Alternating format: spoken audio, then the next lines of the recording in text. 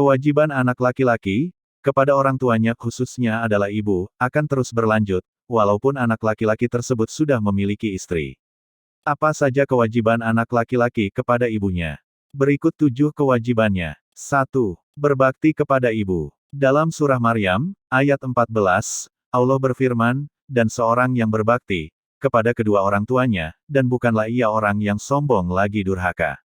Berbakti bisa diwujudkan dengan menghormati, menyayangi dengan sepenuh hati, bersikap sopan, dan lain sebagainya. Padahal kalau kita mau menyadari, kewajiban anak laki-laki meski sudah menikah adalah, tetap memerhatikan kedua orang tuanya dengan baik. 2. Menyayangi dengan sepenuh hati. Dan rendahkanlah dirimu terhadap mereka berdua, dengan penuh kasih sayang dan ucapkanlah, wahai Tuhanku, kasihilah mereka keduanya, sebagaimana mereka berdua telah mendidik aku waktu kecil. Surah Al-Isra, ayat 24. Perjuangan seorang ibu untuk membesarkan anaknya tidaklah mudah. Maka itu, anak wajib membalas kebaikan ibunya ketika ia telah dewasa. Salah satunya dengan cara menyayangi.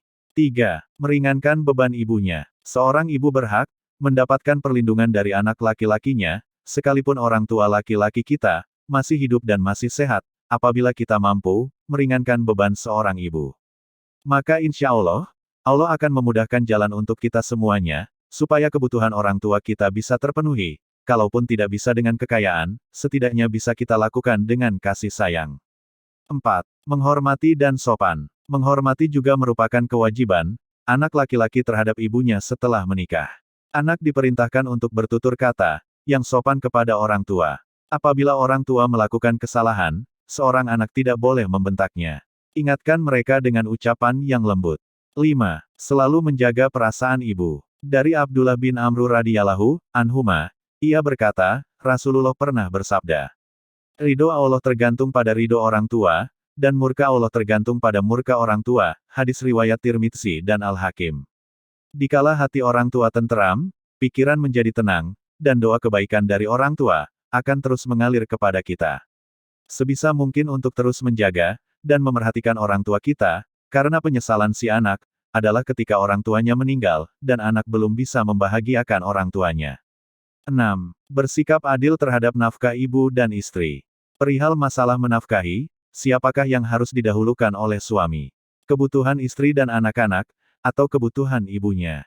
Islam memang mewajibkan seorang suami untuk menafkahi istri secara lahir dan batin. Jika kebutuhan pokok istri telah tercukupi, suami harus memenuhi kebutuhan ibunya.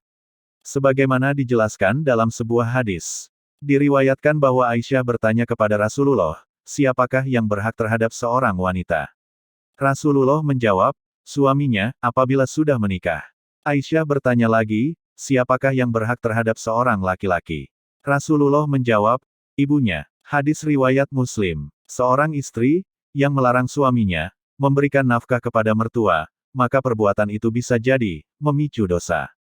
Namun apabila ia turut merelakannya, insya Allah rezeki suaminya bertambah, dan ia memperoleh pahala. 7. Merawat dengan baik. Dan kami perintahkan kepada manusia, berbuat baik kepada dua orang ibu bapanya, ibunya telah mengandungnya, dalam keadaan lemah yang bertambah-tambah, dan menyapihnya dalam 2 tahun. Bersyukurlah kepadaku, dan kepada dua orang ibu bapamu, hanya kepadakulah kembalimu. Surah Luqman, ayat 14. Sebagai seorang anak, kita wajib merawat orang tua yang telah lanjut usia. Jangan malah mengirimkannya ke panti jompo. Apabila kondisi mereka sudah lemah, dan tidak ada yang merawatnya, cobalah berbicara dengan istri untuk mengajak orang tua tinggal bersama-sama dalam satu rumah.